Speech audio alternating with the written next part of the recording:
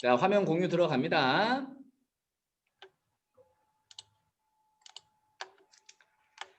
자, 어때요? 잘 보여요? 네. 네. 네, 역시 오늘 또 대답을 시원시원하게 해주시면 선생님이 힘이 돼요. 선생님은 여러분들의 대답과 반응을 먹고 사는 사람입니다. 아시죠? 자, 그러면 오늘 5주차 수업 들어가기 전에 다시 한번 선생님이 그동안 5주 동안 여러분에게 되게 강조했던 내용들이 무엇인지 자, 되새김질을 한번 해볼까요? 자, 우리가 손은 아니지만 한번 되새겨 봅시다. 첫 번째, 모든 시, 특히 소설, 시, 특히 시는 언어로 된 기여다. 문학은 전부다. 독서도 마찬가지 언어로 되어 있는 것입니다. 라고 얘기를 했죠. 그러니까 문장 간의 관계, 문장 성분 간의 관계, 전체에서 부분, 맥락을 살피면서 문장 간의 관계를 따져야 됩니다. 라는 게 첫 번째 후쿠항쌤의 팁이었어요. 그런데 문제는 뭐냐? 수능 지문들은 대부분 다 너무나 잉여가 없어요. 필요한 말 외에는 사용하지 않기 때문에 생략되어 있는 부분을 적절히 추론해야 되는데 그 논리적 추론이 매우 중요하다. 그래서 없는 내용은 상상하지 마시고 확인하고 발견하는 연습을 하시는 게 중요하다 그랬죠. 그러기 위해서는 대립상을 잘 활용하자. 라고 말씀을 드렸었고 그 다음에 회상의 매개체, 회상이라는가 매개물을 활용해서 우리가 정리하는 습관도 중요한 겁니다. 라고 말씀을 드렸었어요. 그리고 모두 장착하자 그랬죠? 개념. 개념어 장착. 그렇죠. 개념어를 여러분들이 선생님이 5주 동안 아주 많은 개념어들을 줬어요. 생각보다. 그것들을 차분하게 잘 복습해 주시면 아주 감사하겠어요. 그리고 지금은 여러분들에게 중요한 게 지문 분석 연습, 쉬운 내용도 차분하고 꼼꼼하고 천천히 제대로 분석하는 연습을 해달라라고 말씀을 드렸었고요. 그 다음에 선지 분석도 신경을 쓰셔야 되는데 그것과 관련돼서 개념어를 말씀을 드렸어요. 기억나시죠? 네. 네, 그 오늘 드릴 여러분들에게 선생님이 드릴 팁 따라서 한번 해볼까요? 후쿠항쌤의 팁! 쌤의 팁. 만족스러워. 자, 따라서 해보면 여러분들도 자 조금 더 적극성이 생길 거예요. 자, 후쿠항쌤의 팁 두 가지를 여러분들 오늘 강조하고 끝내겠습니다. 자, 바로 끝낸다는 거 아니니까 오해하지 말기. 자, 첫 번째는 따라서 하세요. 객관적 상관물. 객관적 상관물. 우리가 3주차에 뭘 배웠었냐면 감정이입이라는 걸 선생님이 말씀을 드렸었어요. 그것과 대비돼서 공통점과 차이점을 중심으로 객관적 상관물을 정리할 거고요. 자, 두 번째 후쿠항쌤의 팁 따라서 하세요. 편집자적 논평. 편집자적 논평. 자, 걔를 어떻게 개념을 짓고 어떻게 찾을 것이냐. 오늘 우리가 보아야 될 내용 지문 중에도 편집자적 논평이 상당히 많이 나오죠. 고전소설. 자, 그 부분 생각하시면 되겠습니다. 자, 그러면 빨리 들어가 볼게요. 자, 첫 번째 볼 시는 이동순님의 봄비이죠. 자, 이 시는 여러분들이 예습해서 알겠지만 그렇게 어려운 시는 아니에요. 그렇죠? 자, 일단 화자는 명시적으로 드러나 있어요? 아니면 암시적으로 보여요? 암시적. 암시적이죠. 나라고 겉으로 직접적으로 명시적으로 드러나 있지 않기 때문에 암시적이다라고 볼 수가 있어요. 그러면 우리가 시적 화자의 상황을 생각해 볼 수 있죠? 시적 상황은 화자는 어떤 상황에 놓여 있어요? 봄비 내리는 걸 보고 있어요. 누구야? 와우. 박수. 자, 그럼 동윤이가 얘기했으니까 동윤이 오빠가 근거 한번 얘기해봐. 어떤 구조를 통해서 알 수 있죠? 그 첫 번째 연? 네. 첫 번째 연에서 그 뒷겹 추녀 밑에 마늘강 위로 봄비는 날이어에서 그 봄비가 내리는 걸 보고 이렇게 말하는 거 아닌가요? 맞습니다. 자, 의문형보다는 그렇게 판단할 수 있습니다라고 생각하면 되겠죠? 잘했어요. 그런데 봄비를 그냥 묘사했어요? 아니면 비유적으로 표현했어요?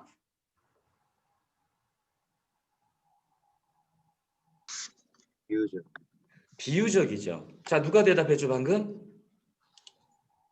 누가 대답했어요? 비유적이라고? 누구예요? 이름을 밝혀주세요. 여기선 찾기가 쉽지가 않아요. 이지환이요. 오, 지환이 오빠. 왜 비유적이죠?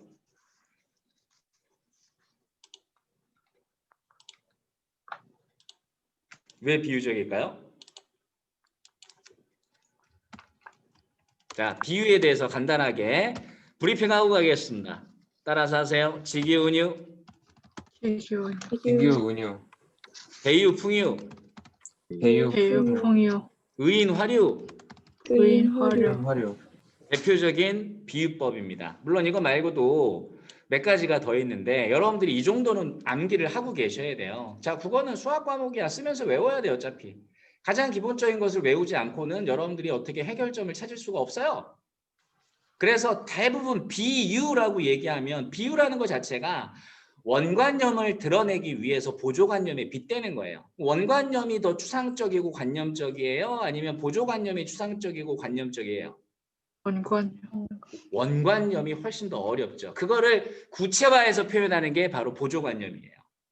그러다 보니까 당연히 비유적이다라는 것은 유사성을 토대로 구체화시킨다 이렇게 생각하면 돼요. 알았니? 네, 네 그래서 표현기법 6개는 반드시 외워둔다. 따라서 하세요. 유유. 유유. 유유 자, 유유. 유유 유유, 목소리가 갈렸죠. 유유. 유유. 두 번 하고 의인화류 이렇게 하면 돼요. 유유는 뭔지 알겠지? 비유가 들어가기 때문에 다 유를 쓰는 거야. 유유. PT 생각하면 돼. 울고 있는 모습일 수도 있는 거죠. 유유. 직이운유. 유유. 대유풍유. 의인화류. 그럼 여기에서는 봄비가 비유적으로 드러냈다라고 얘기했어. 그러면 여기서 어떤 게 쓰였을까요? 의인법. 브라보. 의인법이죠. 근거는요? 잔소를 일깨운다고 해서. 맞아요. 맞아요. 아, 야, 오, 너무 좋아. 너무 좋아. 자, 그러면 선생님이 이걸 잠깐 내리고 분석을 한번 해볼게요. 빨리 갑시다. 자, 겨울 내내 햇볕이 하나도 들지 않았어요? 그런 공간이 어디예요? 마늘광이죠. 이후광이 아니라 마늘광입니다. 아시겠죠? 마늘을 저장한 창고야. 그 위로 뭐가 내리고 있어요? 봄비가 막 내리고 있어요, 지금. 그런데 봄비가 내리는데 봄비는 인격을 부여해서 친근감을 줬대요. 1년만 가지고 죽었다 깨어나도 몰라요. 어디를 봐야 돼요? 2년, 3년, 4년을 다 봐야 돼요. 그래서 전체에서 부분을 보는 게 중요하다. 그러면 자, 1년은 봄비가 내리고 있죠. 겨울에서 봄으로 바뀌고 있는 상황이고요. 자, 얼굴에 까만 먼지 쓰고 눈 감고 누워서 세월 모르고 살아온 게 누구야? 잔설, 잔설이죠. 쌓여있는 눈입니다. 그럼 왜 잔설이 왜 남았어? 이유는 겨울이라서. 찾아! 발견해야 돼. 왜 잔설, 눈이 왜 남아있는 거죠? 마늘광 위에는? 비가 안 와서. 그렇죠. 어우, 이준이 언니 훌륭해. 햇빛이 없기 때문이죠. 햇빛이 하나도 안 들었기 때문에 눈이 남아있던 거야. 그 남아있는 눈은 먼지를 까맣게 쓰고 눈 감고 누워서 세월 모르고 살아온 거야. 그러면 자, 이 잔설의 이미지는 정적이에요? 아니면 매우 활발해 보여요? 정적, 정적 정적이잖아요. 그런데 그런 잔설을 누가 깨운대? 문장의 주어는 선생님이 딱 녹색 네모 해놨지. 주어가 봄비야. 문장을 다시 봐. 봄비는 마늘광 위로 내려서 잔설을 일깨우고 있는 거예요. 이게 1, 2연의 한 문장이야. 간단하지? 문장을 보고 문장의 연결 관계, 즉 주어, 서술어, 목적어, 부사어가 필요한 것들이 뭔지를 생각해보면 큰 틀에서 뼈다구가 딱 잡힌다는 거야. 그런데 그 봄비가 내려서 깨우고 있으니까 의인법 이렇게 생각하면 여러분 진짜 잘 발견한 거예요. 그 다음에 잔설도 의인화가 되어 있지. 눈 감고 누워서 세월 모르고 살아왔다니까. 그 머릿속에 딱 표상화가 됩니까? 화자는 마늘광이 이렇게 쳐다보고 있었더니 비가 내려. 비가 막 봄비가 내리고 있는데 그 봄비를 맞고 잔설이 녹고 있는 거죠. 쉽게 얘기하면. 그냥 단순하게 묘사로 끝나는 게 아니죠. 어때요? 비유적으로 드러내니까 어떻습니까? 구체화가 잘 되면서 또 어때요? 생생한 느낌이야? 아니면 되게 좀 차가운 느낌이야 그냥? 선생님. 생생하게 드러내고 있는 게 특징이죠. 자, 3년으로 바로 가볼게요. 자, 그래서 잔설은 투덜거리며 일어나서 때 묻은 입을 개켜서 옆구리에 끼더니 슬쩍 어디론가 사라졌어. 그럼 잔설이 봄비에 다 뭐했다는 뜻이에요? 녹았다, 녹았다는 뜻밖에 안 되는 거야. 그럼 빨리 넘어갑시다. 잔설이 떠나고 없는 추점이 깨진 기와장 틈으로 종일 뭐가 스며요? 빈. 그러면 화자는 종일 뭘 보고 있는 거야? 하루 종일 비 내리는 걸 보고 있는 거죠. 봄비입니다. 그러면 계절이 겨울에서 봄으로 바뀌고 있고 봄비가 내리니까 조금 확장해 볼까? 마늘광 위에 눈이 남아 있었으면 눈이 마늘광의 모습을 가리고 있었겠죠. 근데 봄비가 그걸 다 닦아내니까 원래 모습을 회복해야 하네요. 네. 그렇지. 그러니까 여기 봄비는 바로 생명력이 넘치는 모습인 거야? 아니면은 모든 생명을 다 죽이고 있는 거야? 생명력. 생명력이 드러나는 거죠. 됐어요? 그래서 이 시의 화자는 하루 종일 마늘광에 내리는 봄비를 바라보면서 그것을 생동감 있게 감각적으로 표현하고 있다. 이렇게 정리하시면 이 시는 끝. 이해됐어요? 네. 자, 다음으로 넘어갈게요. 그러면 자, 두 번째 시입니다. 자, 두 번째 시도 여러분들이 어렵지 않게 풀어낼 수 있을 거라고 믿어요. 자, 일단은 화자는 명시적으로 드러나 있어요? 아니면은 암시적이에요? 명시적이. 네, 여러분 딱 눈에 보이죠? 이 행에 나는 하고 나와 있어. 나는 화자의 상황은요? 봄비. 모란이 피를 기다리고 있어요. 오호, 훌륭합니다. 누구예요? 윤선이에요? 네. 네, 잘했어요. 모란이 피기를 기다리고 있다라고 나와 있으니까 발견하고 얘기하면 돼요. 그리고 그것들을 연결하면 됩니다. 그러면 모란이 피기까지는 기다립니다. 모란이 펴요. 그럼 화자의 정서는 어떻게 바뀌죠? 기다리면서? 기쁨. 당연히 기쁘겠죠. 간절히 기다리는 게 이루어졌으니까. 여러분, 어제까지 우리 데스이나루의 서울대 합격생이 무려 8명이 나왔어요. 우와, 대박이지. 그런데 2024년도에는 몇 명이 나올까요? 2024년도에는 몇 명이 나올까요? 5명? 5명? 우리 지금 예비고일 아이들 중에서 5명밖에 못 갈까요? 한 30명은 가지 않을까요? 그래도 거미쌤하고 저한테 기초적인 걸 배웠는데 여러분들 중에서 더 많은 합격생이 나오길 선생님이 기원한다. 자, 무슨 말을 하고 싶은 거냐면 여러분이 간절히 바라는 서울대, 연대, 고대를 여러분들이 합격을 했을 때 그 말을 생각해 보세요. 간절히 기다리고 노력하다가 여러분이 듣고 싶은 소식을 듣게 됐어. 당연히 기뻐. 근데 생각해봐. 그게 뻥이야! 이렇게 나오면 어떻게 되겠니? 빡쳐요. 그렇지. 개빡 치는 거지. 그 말한 새끼 개쩌리 만들고 가서 아, 이거 방송이지. 자, 자, 어떻게 할 수는 없겠지. 그럼 여기도 마찬가지야. 간절히 바라던 게 이루어졌는데 문제는 모란이 다 뭐 해버립니까? 떨어져요. 근데 문제는 봄이야. 봄은 간절히 기다림의 대상이야. 모란이 피니까. 근데 봄에는 또 역설적이고 모란이 뭐해? 떨어져요. 사라져 버린다고. 그러니까 화자는 또 뭐에 빠져? 슬퍼라워요. 그렇지. 슬픔, 절망에 빠지는 거지. 서름에 빠지는 거지. 하지만 또 기다려 안 기다려? 기다려요. 기다려요. Why? 또 필. 거기까지 확장해서 생각했으면 잘했어요. 내년에 모란은 또 피기 때문이죠. 그러니 기다리고 기뻐하고 슬퍼하고 기다리고 기다리고 기뻐하고 또 슬퍼하고 계속 뭐 하는 거야? 반복이 될 수밖에 없는 거죠. 그럼 여기서 모란은 결국 화자가 제일 소중하게 여기는 거죠? 버리고 싶은 게 아니에요. 간절히 기다리는 기다림의 대상이 모란인 거예요. 여러분들에게 모란은 뭡니까? 빨리 이소 끝나는 건가? 돈?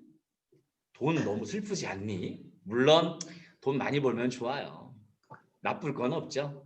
근데 돈은 선생님은 그래. 돈은 수단이 됐으면 좋겠지. 목적 자체가 되는 건 글쎄 난 좀 생각해 보는 게 낫지 않을까? 이렇게 생각을 해요. 아, 물론 돈 많이 버는 거 부정 안 해요. 돈 많이 버세요. 여러분 부자 되세요. 부자 돼서 뭐 할 거예요? 내 집 마련. 내 집 마련? 아우 소박해.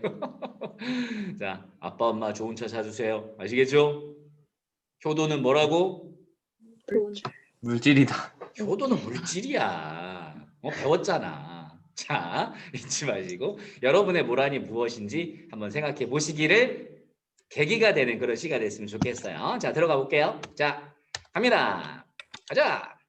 자, 모란이 피기까지는 아직 폈어요, 안 폈어요? 안 폈어요. 안 폈어요. 그렇죠. 그 모란을 내가 뭐라고 써놨어? 화자의 소망이자 기다림의 대상. 없는 말이에요? 아니면 본문에 있는 말이에요?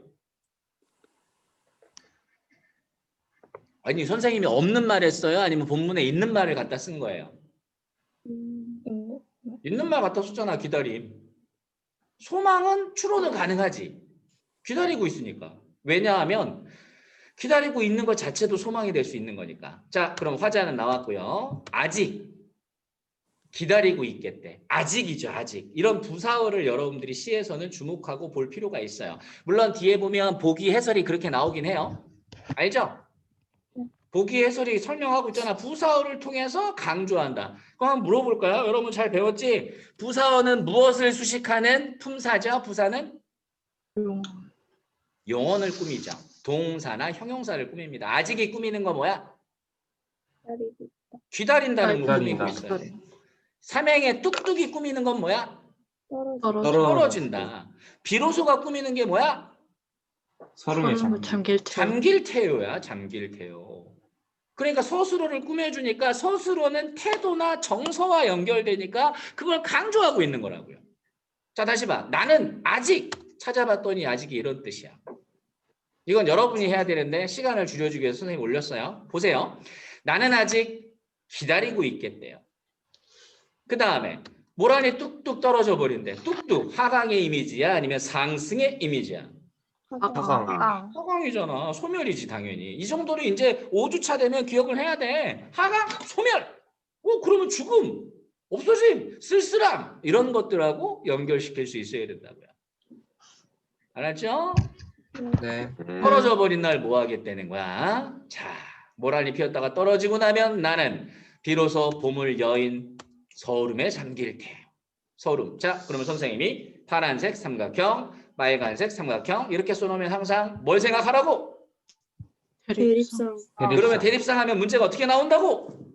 크로스. 크로스 돼서 나올 가능성이 겁나 높다. 이해가 됐니?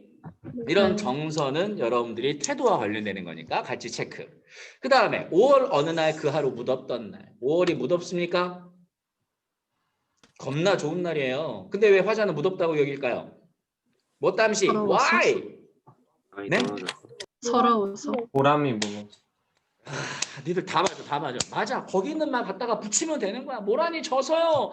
모란이 져서 서럽기 때문에요. 서운케 묻어졌으니까요. 섭섭해서요. 거기 나온 말 다 집어넣는 거야.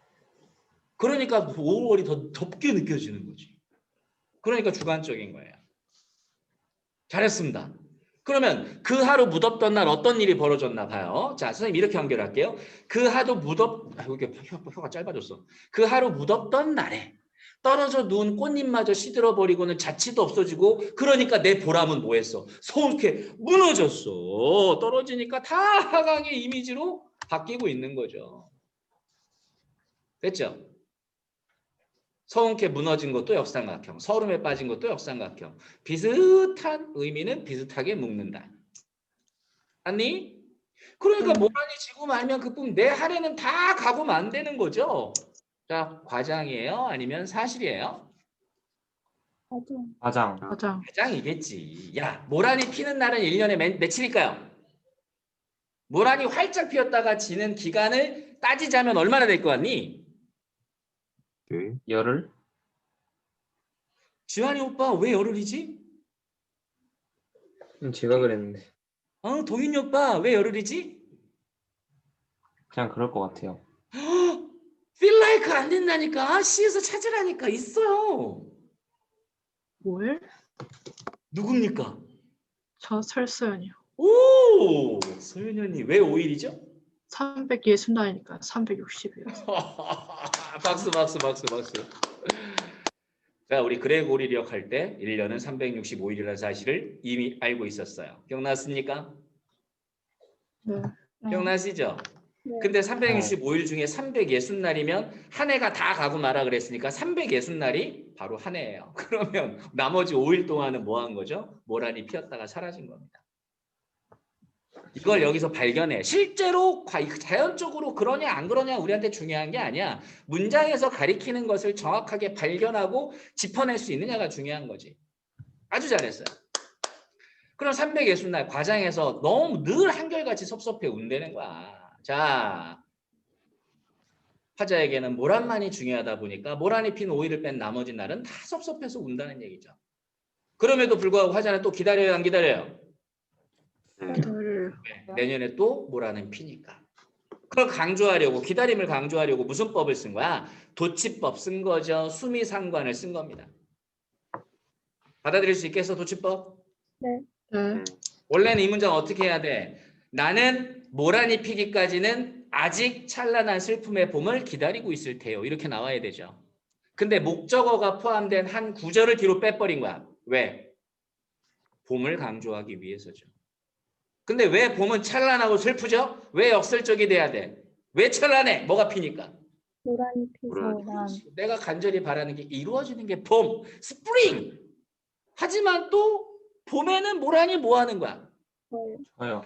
다 줘버리고 마는 거야. 다 줘버리는 거지. 상실이잖아. 그게 역설이 되는 게 바로 그 이유 때문입니다. understand? 모른다 stand? understand. understand. 그리고 화자는 정서 다시 한번 태도 상황 정리해보자. 화자는 모란이 피기를 간절히 바라고 있습니다. 모란이 피고 난 다음에 피고 나서 지고 난 다음에 정서도 알지만 화자는 그만큼 모라는 만큼은 자기한테 매우 중요한 요소이기 때문에 나는 끝까지 기다리겠다 라는 것을 잘 보여주고 있는 시가 되겠죠. 여러분들도 이런 간절한 기다림. 자, dreams come true. 반드시 꿈들은 이루어집니다. 노력하십시오. 실천하세요. 아시겠어요? 네. 여러분들의 밝은 미래 선생님이 기원합니다. 가자. 자, 그러면 10초 드립니다. 찍어. 비교. 그냥 눈만 보고 여러분들이 그냥 쳐다만 보고 있지 마시고 실제로 비교를 한번 해보셔야 돼. 내가 어떤 부분을 놓치는지. 자, 서울대를 가는 애들 가장 큰 특징이 자기 성찰을 잘해요. 자기를 잘 돌아본다고. 오답 체크도 잘하고 내가 뭐가 문제였지? 어떤 걸 고쳐야겠구나. 이게 잘 되고 실천을 잘해야 된다고. 선생님 수없이 많은 사람을 봤잖니. 여러분들도 그럴 수 있다니까. 적극적으로 하세요. 자, 넘깁니다. 한 분이라도 아니요 하면 안 넘어가요. 넘깁니다. 좋아요. 자, 1번 문제. 1번이 의외로 오답이 많을 수 있어요. 왜냐하면 매력적인 게 숨어 있어요. 몇 번이 매력적일 것 같아요?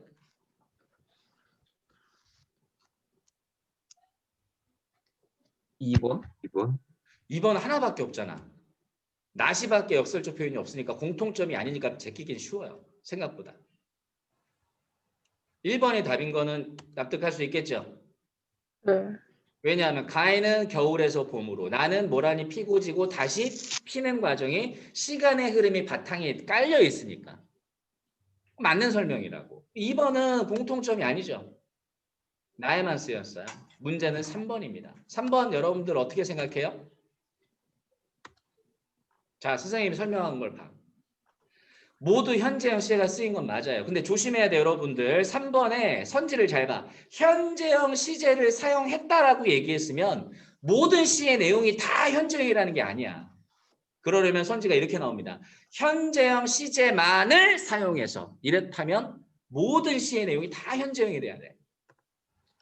하지만 시제를 사용했다라고 얘기하면 특정 부분에서만 사용돼도 상관없어요. 그러니까 가나는 다 썼죠.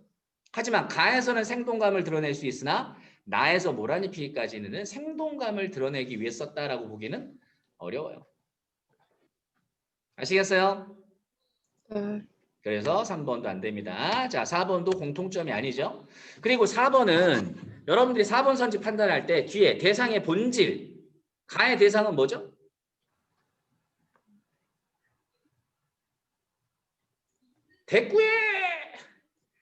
대꾸법, 대꾸의 가의 대상은 뭐예요? 시적 대상. 봄비. 봄비잖아. 나는 모란. 그러면 봄비의 본질을 얘기하고 있어요? 아니요. 전혀 아니잖아. 그럼 모란의 본질에 대해서 얘기하고 있어요? 아니죠. 전혀 상관없는 얘기입니다. 그러니까 뒷부분에서 확실히 제끼고 넘어가야 돼. 색시 대비는 가 정도에는 있죠. 동일한 구절 반복은 나에만 있죠. 모란이 피기까지는 동일합니다. 그러니 공통점이 아니므로 정답이 안 돼요. 자, 다음 2번. 자, 2번은 뭐 어렵지 않게 여러분들이 골라냈을 텐데, 자, 1번, 2번, 3번, 5번. 선생님이 뭐라고 써놨어, 앞에? 단어 바꿔치기. 발견했어요? 1번은 어떤 단어를 바꿨죠? 햇볕이 대신에? 봄비가라고 얘기하면 문제가 없죠. 봄비가 내리는 현재에 가면 마늘광의 모습 이랬다면 문제 없어요. 근데 그걸 살짝 비틀어놨죠. 단어 바꿔치기. 2번은 뭘 바꿔치기 했어요? 쓸쓸한 분위기가 아니라 생동감 넘치는 분위기죠. 쓸쓸하니 잘못됐어요. 3번은요. 활발한 움직임이에요? 아니면 얘는 가만히 누워서 있는 모습이 되니까 정적이라고 해야 돼요. 정적. 정적이라고 얘기해야 되는 거죠. 단어 바꿔치기 한 거예요. 5번은 빗물이 말라가요? 아니면 빗물이 계속 내리고 있는 모습이에요? 계속 내려요. 그렇지, 빗물이 스미는 모습이죠. 내렸던 빗물이 계속 스미는 모습을 구체화한다. 그걸 단어 바꿔치기라고. 이런 것들을 여러분들이 선지를 보면서 야 이건 이래서 틀렸어 이래서 틀렸어 라고 명확하게 근거를 잡는 연습. 그래야 문학에서 애매성을 조금이라도 줄여요. 알겠어요? 물론 나중에 고3 올라가서 실전에는 이런 것들이 쌓이면 여러분들이 보고 바로바로 알 수 있어요. 전체 맥락을 보면. 근데 그 전까지는 여러분들이 내공을 쌓아야 돼. 알았죠? 자, 3번으로 갈게요. 3번 이런 거 나오면 뭐 하라고요? 자, 거미쌤의 보혜소주 기억하시라고 그랬어요. 보기 해석은 정말 여러분들이 신경을 써야 돼요. 대충 보면 정답도 대충 나와요. 심지어는 정답이 대충 안 나오죠. 이상한 대로 빠집니다. 얄궂은 대로. 자, 모란이 피면 기뻐하고 지면 절망하고. 대립상이지? 네. 근데 다시 뭐 한다고? 기다린다고요. 왜죠? 내년에도 펴요. 근데 그걸 뭘로 표현했대요? 구사어. 부사어. 그럼 머릿속에 구조화하면 어떻게 돼? 피기 전엔 기다려. 피고 나로는 기뻐해. 그 다음에 지고 나면 뭐 하죠? 절망에 빠지죠. 하지만 이것은 계속 기다림의 대상이 될 수밖에 없는 건 내년에도 모라는 피기 때문이죠. 이거를 예전에 수업하는데 어떤 친구가 그랬어. 재수하란 말인가요? 그랬다가 선생님한테 욕을 직살나게 먹었습니다. 재수하라는 뜻이 아니에요. 여러분의 수능은 평생 계속 가면 안 되겠죠? 한 방에 끝내자고. 자, 그걸 통해서 보면 뚝뚝 비로소 다 한양 아직. 자, 정답은 3번인데. 어휴. 3번인데요. 왜 3번이 틀렸어요? 여러분 눈에 아주 마음에 안 드는 구절이 있어야 돼. 모란이 피지 못할 것이라는 불안감은 여기 시에 전혀 나와 있지 않죠. 그리고 다라는 것이 뭘 꾸미고 있어요? 구행이. 구행 살펴봐. 모란이 지고 말면 그뿐 내 한 해는 다 가고 말아. 다 가버린다고. 그러면 상실감이죠. 화자의 상실감을 드러내기 위해서 다를 강조한 거지. 피지 못할 거라고 생각하는 건 아닌 거죠. 따라서 내용 바꿔치기에 해당하는 얘기입니다. 알았지요? 그래서 정답 네. 3번. 좋습니다. 자, 늘 대답하는 친구들만 대답하지 말고 오늘은 여럿이 다 함께 대답하면 선생님이 되게 행복할 것 같아요. 오늘 나 좀 행복하게 해주면 안 되겠니? 오늘 나연씨, 나연이 조용한데? 아, 밖에서 싸우고 있어가지고 마이크를 못 켰어요. 아, 오케이. 이해하겠습니다. 잠깐만. 또 가만히 있어봐. 카메라를 좀 보고 우리 윤택구가 없고 동현이는 아직도 머리끝만 보여주고 있고요. 수아도 모자만 보이고 있고요. 가만히 있어봐. 우리 세윤이 어디 있지? 세윤아. 박세윤? 우리 박세윤 어디 갔지? 세윤이 있니?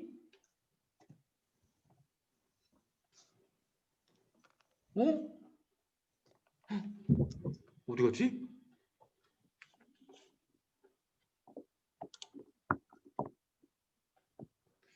아, 마이크가? 알았어요. 자, 그럼 가봅시다. 다음 두 번째 시. 제목을 봐요. 공통점이 뭐가 불현듯 떠오르십니까? 네. 뭐가 떠올라요? 집. 집과 관련이 있는 것 같죠? 잘했습니다. 그거를 좀 더 일반화시켜 보면 저 상위로 개념으로 올라가 보면 공간과 관련된 시구나. 그렇죠? 공간과 관련된 시구나라는 걸 제목을 통해서 생각해 볼 수 있어요. 뭐가 깨진 소리가 나는데 방금? 싸우는 소리 아니야, 나연아? 집어 던지고? 자, 그러면 가봅시다. 자, 제목은 나의 집이야. 이미 제목에 뭐가 명시적으로 나와 있어요. 나가 나의 나와 집. 있죠. 땡큐야, 퍼큐야. 땡큐죠. 이런 걸 졸땡 이렇게 얘기하는 거야. 별다 줄. 자, 지금 그래도 아재에서 벗어날 수는 없겠지만 여튼 부지런히 한번 해보자고. 이미 나라고 나와 있어요. 땡큐입니다. 그럼 여러분들 읽어왔으니까 한번 얘기해 보세요. 화자는 왜 나의 집을 지으려고 하죠? 그대를 그때 기다려. 기다리는 누구를 기다려요? 그대를 와, 진짜 잘 읽어왔다. 잘 찾았어요. 그대를 기다리기 위한 공간이 바로 나의 집이죠. 그러면 그대를 기다리기 위해서는 세상과 완전히 동떨어진 곳에 지었니? 아니면 세상과 비교적 가까운 데 지었니? 가까운 가까운. 어디야? 구체적으로 읊어. 큰 길을. 길. 하나만 봤어요? 들가에. 들가에도 있어요. 오호, 아주 잘했어요. 또 있어요. 넓은 바다에 바다 물가디. 와, 선생님, 좋아 불어, 신나 불어.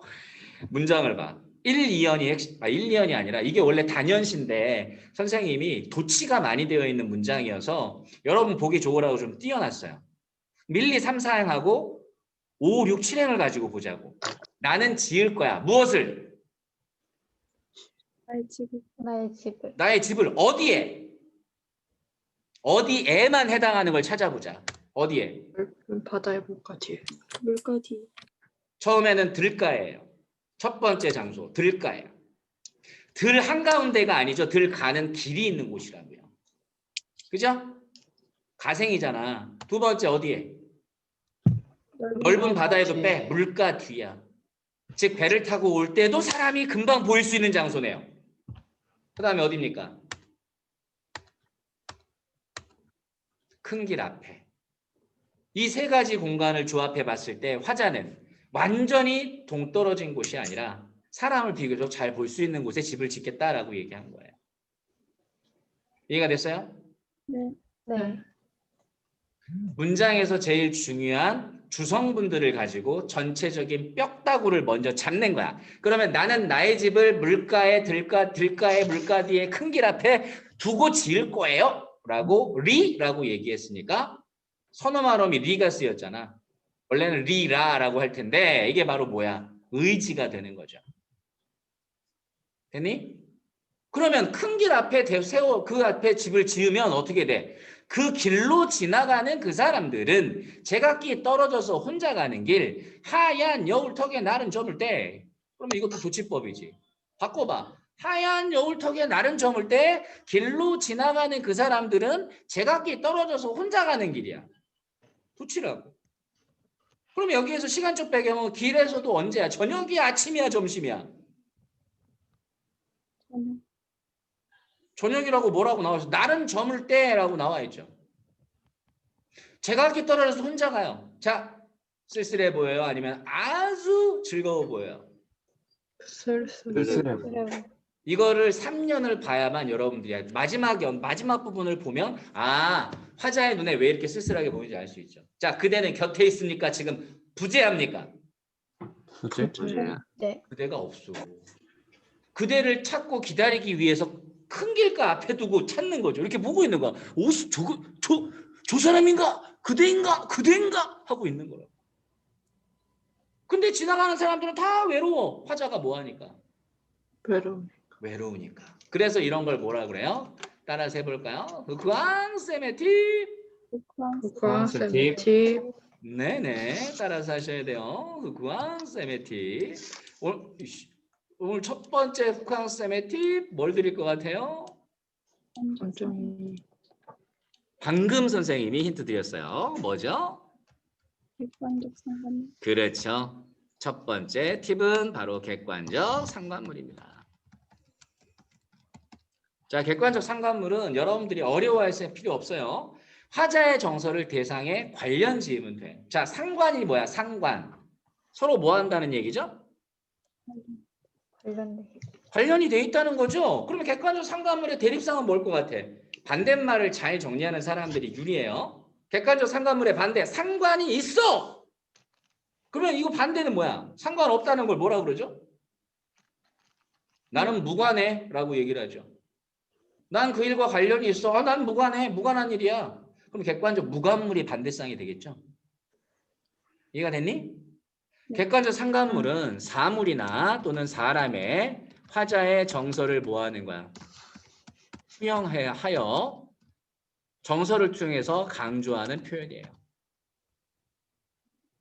그러면 직접적으로 드러내니 간접적으로 드러내니 화자의 정서를? 간접적. 당연히 간접적이죠. 아, 나 슬퍼! 이게 아니라 아, 저 새도 슬피 우는구나. 새가 슬피 운다라고 얘기했으면 내가 슬프니까 슬프게 들리는 거지. 그래 안 그래요? 내가 기쁜데 세상이 다 어떻게 야, 내가 서울대 합격했다고 소식 들으면 세상이 다 무슨 색으로 보이겠니? 세상이 다 니들 갈색으로 보이겠냐? 아니면 까만색이니? 아니죠. 밝은 색으로 막 가득할 거야. 누가 나를 툭 쳐도 괜찮아요 아저씨. 오늘인데 막 이러고 미친 듯이 좋아하지 않겠어? 이게 바로 뭐예요? 대상을 통해서 간접적으로 드러내는 방식인가. 자, 여기서 조심해야 될 거. 객관적 상관물은요. 여러분들 잘 기억하셔요. 자, 일단 여기는 의인화가 필요 없어요. 우리 감정이입에는 뭐가 나와야 된다 그랬어요? 인격을 부여하는 표현이 나와야 된다 그랬죠? 기억났어요? 두 번째는요. 의인화 필요 없고요. 감정 표현을 직접 할 필요가 없어요.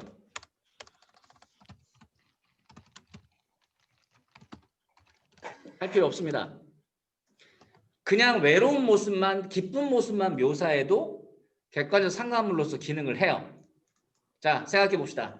벚꽃잎이 휘날리고 있어요. 장범준이 돈 버는 소리가 들리죠? 벚꽃 휘날리며 이런 노래 퍼질 때, 자, 사랑하는 사람에게 난 버림을 당했어. 야, 너 보기 역겨워. 이제 우리 헤어져.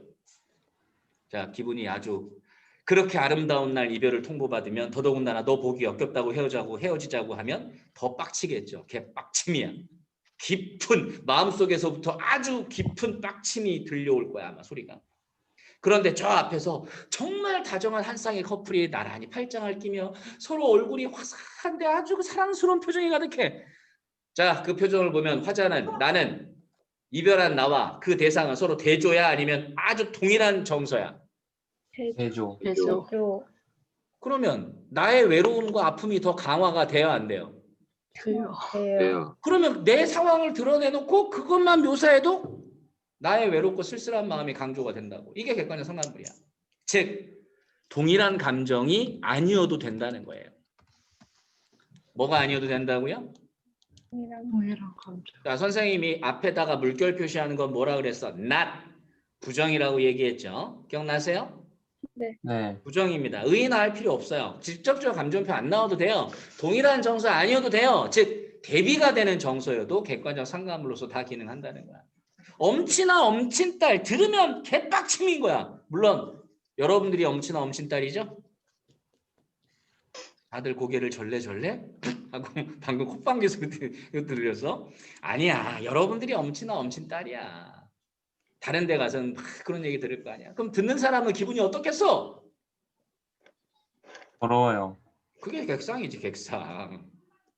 알았냐? 자, 다시 한번 객관 상관물 기억 잘 하세요. 따라서 해보자. 후쾅 쌤의 팁. 호빵, 쌤의 시메티, 팁. 자, 잊지 마시고 객관 상관물 잘 정리하세요. 객관적 상관물이 전체 집합이라면 감정이입은 그 안에 부분 집합이에요. 아시겠죠? 객관적 상관물 중에 하나가 뭐가 될 수 있어? 감정이입이 될 수 있는 거야. 그러니까 감정이입이라고 판명이 났으면 그건 무조건 객관적 상관물이라고 말할 수 있어요.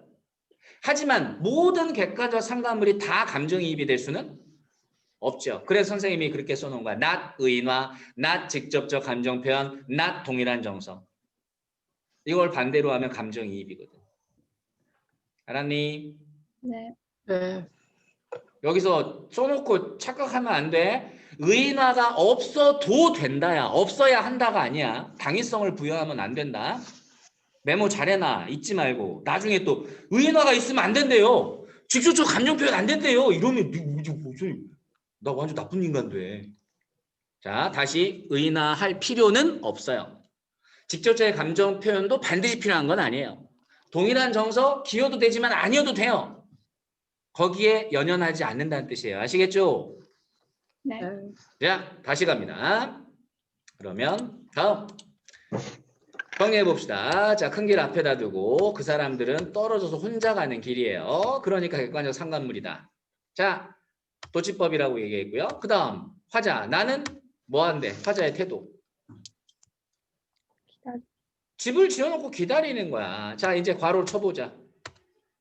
자, 여기까지 가로 쳐놓고 빼놓고 읽어볼까요? 나는 아침부터 길손을 눈여겨보면서 그대인가 하면서 기다릴 거예요. 이 얘기지. 도치가 많이 되어 있으니까 이런 문장들을 제대로 구성을 해놓고 보면 이 시가 그렇게 많이 어렵다라고 여겨지지는 않죠? 무슨 말인지 이해됐어요? 이해됐죠? 네. 자, 화자는 부재 중인 그대를 기다리기 위해서 집을 지었는데 들가에 물가디에 큰 길 앞에다가 지어놓고 아침부터 그대가 올 때까지 계속 그 길에서 기다리고 바라보겠다는 뜻이에요. 지고지순 아니야? 지고지순? 근데 요즘은 이러면 잘못하면 스토킹이 되죠. 조심하세요. 좀 무섭잖아, 안 그래? 안 오면 안 온갑다 하고 지상을 하면 되지. 계속 기다리고 있으면 좀 무서울 것 같긴 해. 자, 동일한 시어 반복이 나왔습니다. 확인해 주시면 되고요. 자, 넘어갈게요. 자, 두 번째 방을 얻다. 좀 빨리 갈게요. 자, 나이덕의 방을 얻답니다. 일단은 화자는 명시적으로 드러나 있어요? 안 드러나 있어요? 일어나 있어요. 하나 있어요. 네, 드러나 있어요. 나라고 보이죠? A에 보면 나도 모르게 이끌려갔어. 이렇게 나오는 거야. 그죠? 이끌려갔습니다. 그럼 나는 나와 있는데 화자는 지금 무엇을 찾고 있습니까? 방. 방을 찾고 있습니다. 방은 어떤 방이게 되겠어요? 여러분 발견해 보세요. 방은 어떤 방이어야 돼? 화자에겐. 내가 오른쪽 밑에 힌트 다 써놨는데 본문에서 찾아서 단어 뜻까지 찾아놨죠. 우와, 정말 친절한 구왕쌤. 유일한 말. 그렇죠. 고즈넉해야 돼. 고요하고 아늑해야 되고 튀지 않아야 돼. 까탈스럽지도 않고 순하고 무던한 분위기여야 돼. 그래서 지실마을에 지나가다가 마음에 들었던 집이 어떤 집이냐? 오래된 한옥. 오래된 한옥이에요? 새로 지은 별채예요? 오래전 한옥. 그래서 뒤에도 B에 보면 가리키고 있는 게 한옥을 가리키며 하고 나옵니다. 이게 시를 읽어가면서 연결 지점들을 내가 체크하고 있었는가를 보는 거야. 그러니까 나도 모르게 너무 마음에 든 거야? 아니면 별로 마음에 안 들었던 거야? 표정 이런 거 아니야? 별론데? 이랬어? 아니면 뭐야 이거? 하고 나도 모르게 훅 들어간 거죠. 전자야 후자야? 후자요. 보자. 후자인 거죠. 정말 마음에 들었던 거야. 그래 딱 들어갔더니 아저씨, 아주머니가 있는 거야. 아저씨, 아주머니! 이렇게 하려고 봤더니 아저씨나 아주머니 처음 봤대. 고즈넉하고 수더분한 모습이라고. 됐니? 네. 그래서 B를 잠깐 봐볼까? 자, 쭉쭉쭉쭉쭉 잠깐만. B를 보면 그래서 들어가자마자 얘기했잖아. 방을 한 칸 얻었으면 좋겠는데요. 일주일에 2번 와 있을 거 필요했어요. 한옥을 가리켰다고. 한옥이야 한옥. 그랬더니 뭐래? 빙그레 웃어. 화내고 있어요? 아주머니? 이런 에우 씨발 이게 아니라 대꾸도 안 하는 것도 빙그레 웃으면서 글씨 악어들도 다 서울로 나가불고 우리는 별채에서 진행께로 안채가 비기는 해라오. 안채는 어디요? 한옥이야 아니 별채야? 한옥이잖아. 그럼 비어있다고 확실히 사람이 없는 거야. 근데 그 다음 말이 중요하지. 크라제마는 우리 집안의 내력이 깃든 데라서 맹으로는 지금도 쓰고 있단 말이오.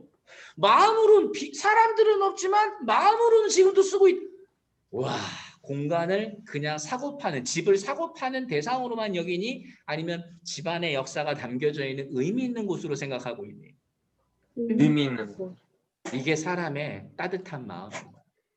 여러분들 지금 사는 집에 평생 사셨습니까? 네. 손 들어봐. 태어날 때부터 지금까지 여기서 살았습니다. 거의 없을 거야 아마. 있나? 손 들어봐요. 오, 나연이는 집에 대한 애정이 좀 있니? 그래서 흔히 고향이라고 하는 것도 추억이 같은 거잖아. 그 추억이 같은 내용을 담고 있는 거거든. 이게 따뜻하고 옛날의 공간의 의미예요. 그러니 화자는 부끄러웠던 거야? 아니면 너무 자랑스러웠던 거야? 이 말을 듣고는 부끄러웠던 거지. 그러니까 뭐 했어? 순간 정갈한 마루 위에 앉아 계신 저녁 햇살이 눈에 들어온 거야. 아, 정갈하구나. 그래 놓고 씨를 봐. 새 노을한 말도 했어, 못했어? 못했어요. 못했어. 그러면 이 아주머니의 말에 감동을 받은 거야. 완전히 그냥 눈물 쫙 나는 그런 감동스러운 멘트였겠죠. 우와, 시인의 마음을 얼마나 울렸겠어. 아, 가슴이 정말 따뜻해지는구나 하고. 그러니까 뭐 한 거니? 새노란 말도 못하고 아, 그렇구나. 내가 부끄럽네 하고 돌아서고 있는데 마지막에 한마디 하죠. 부부는 알고 있을까? 도치 강조했죠. 빈 방을 마음으로 쓰고 있다는 말 속에 내가 이미 새들어 살고 있다. 얼마나 시적이야. 그 마음에 내가 새들어 산다고. 정말 따뜻한 시인. 우리 희덕이 누님이 이런 누님이야. 정말 희덕이 누님의 시는 따뜻해요. 읽고 있으면 그냥 마음이 되게 따뜻해지고 나는 왜 이렇게 정말 부끄럽게 살고 있을까 하고 나를 돌아보게 만든다고. 자, 그건 내 느낌인 거고. 자, 그럼 돌아가서 다시 한번 정리해보자. 자, 가자. 으이씨, 어디 갔어? 갑니다. 으이씨, 왜 안 넘어가? 담양이나 창평 이런 거 나오면 이제 기계적으로 나와야 돼. 구체적인 지명 하면 이런 말들이 기계적으로 따라 나와야 돼요. 알았니? 네. 기계적으로 따라 나와야 돼. 이런 말들은 구체적 지명이야. 그러면 아, DMI, 현장감, 생생함 이런 말 따라 나오겠네. 알았니? 다람쥐처럼 드나들고 씹어서 소망이죠. 고즈넉한 마을만 보면 기웃거렸대요. 화자가 그랬겠죠. 누가? 화자가. 왜 기웃거렸어요? 방을 얻고 싶어서. 그래서 고즈넉한 마을만 보면 기웃거리는 거야. 이미 화자가 즐겨하는 분위기가 나왔지. 고즈넉해야 돼. 고요하고 아늑해야 된다고. 도시는 좋아하지 않았겠지. 그러니까 시골로만 댕긴 거죠. 담양, 창평, 지실마을 어느 집을 지나다가 오래된 한옥 한 채, 새로 지은 별채, 대립상 보여 안 보여? 보이죠? 보여요. 올해 한옥 한 채, 별채 한 채. 수더분한 꽃들이 피어있는 마당이야. 수더분하잖아. 화려한 꽃이 아니라고. 그래서 어휘의 분위기를 파악하자라고 선생님이 써놨어 안 써놨어? 봤어. 그러니까 어떻게 나도 모르게 하고 들어가게 되는 거죠. 들어섰어요. 왜? 마음에 들었겠지. 너무 마음에 드니까 나도 모르게 들어갔어. 근데 보니까 아저씨는 뭐 하고 있어요? 아주머니는 머릿속이 촉촉했지. 어때요? 모난 듯 보입니까? 전형적인 순박한 시골의 아낙네와 시골의 아저씨죠. 이런 분위기라고. 그래서 그 다음으로 넘어갈게요. 넘어가도 되죠? 네. 그 다음에 자, 저 방을 한 칸 어떻으면 하는데요? 자, 대화를 직접 인용, 간접 인용. 직접 인용했죠. 다운표만 없을 뿐. 일주일에 두어 번 와 있을 곳이 필요해서요. 화자가 주인 아주머니께 여쭸어요. 내가 조심스럽게 한옥 쪽을 가리켰어요. 나는 한옥이 마음에 들었어. 고즈넉하거든. 수더분하거든. 빙그럽게 웃으면서 아까도 얘기했죠. 다 나가불고 별채 안채 비긴 합니다마는 매물로는 지금도 쓰고 있단 말이에요. 거절했어? 아니면은 수락했어? 방을 빌리겠다는 나의 말을 듣고 거절했어요? 아니면 수락했어요? 거절한 거죠. 완곡하게 돌려서 거절합니다. 마음으로는 지금도 쓰고 있다고. 얘는이? 네. 그래서 이 말을 듣는 순간 눈에 좋은 거고 빈 방을 쓰고 있다는 말 그것이 바로 새들어 살기 시작한 화자의 따뜻한 마음 드러나죠? 넘깁니다. 문장을 이렇게 보시면 시가 좀 더 여러분들의 머릿속을 말끔하게 정리해주는 그런 생각이 들 거예요. 자, 가봅니다. 15초 드릴게요.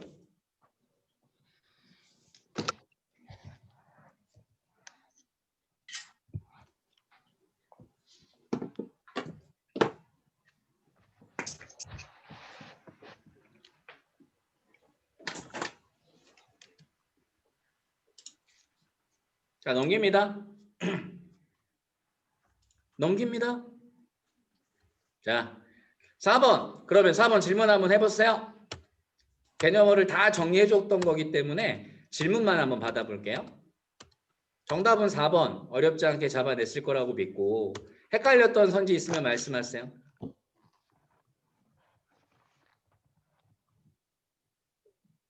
얘들 보이니? 선생님이 실제로 사고방식이 이렇게 읽어.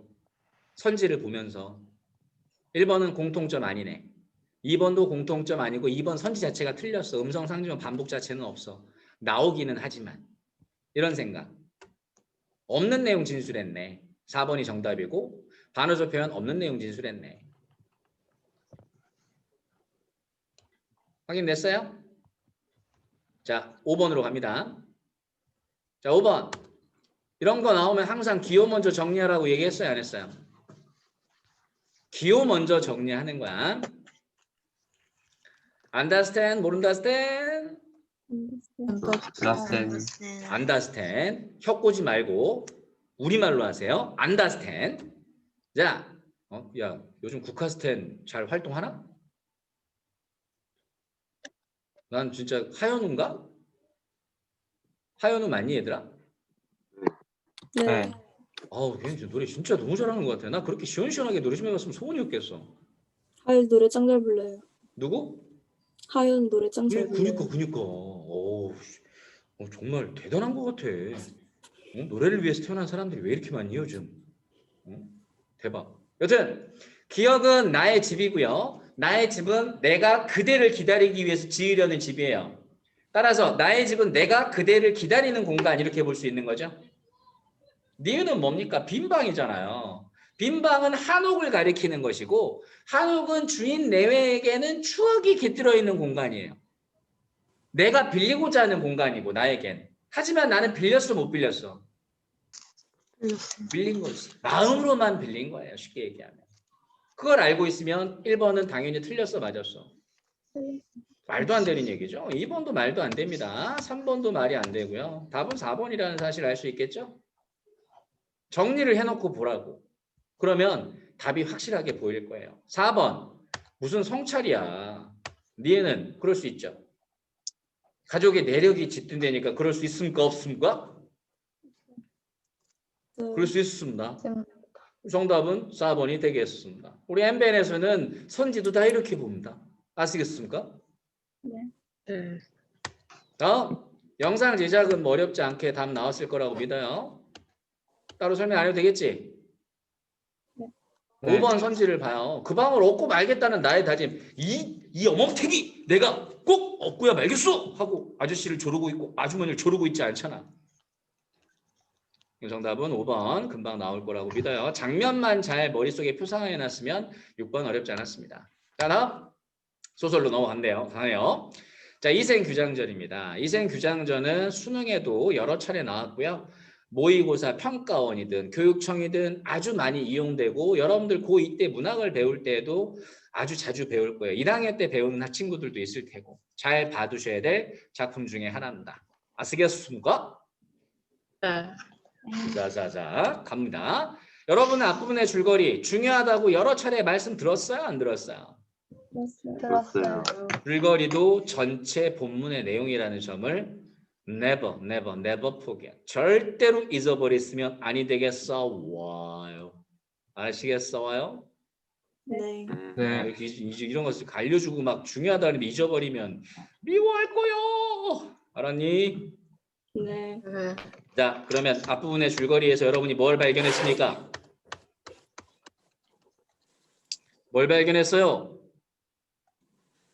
선생님은 이런 걸 발견했습니다. 이생과 최여인이 만나고 헤어지는 이야기가 담겨 있구나.